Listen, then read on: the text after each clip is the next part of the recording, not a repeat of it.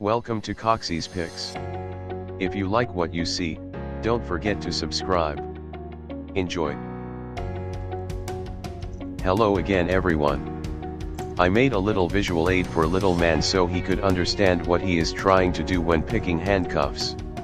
This is the working parts for a very simple single pawl, no double lock, mechanism. It operates by a spring forcing the pawl into the ratchet teeth. The key catches the pawl and forces against the spring, moving the pawl down and away from the teeth. So when picking this style you need to recreate that motion.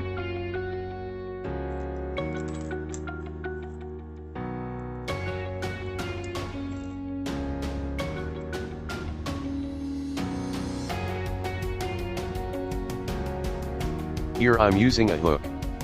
You place the hook in and navigate around the pipe until you get into the working area void. Then you need to catch the pawl. Once the pawl is snagged and lowered, the bow of the cuff is free to move. Different cuffs have different strength springs, and they also have slightly different working areas.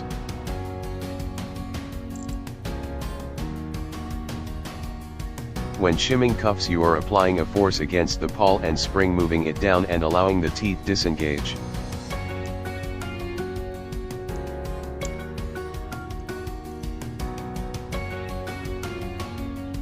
I hope this helps you all as much as it did little man.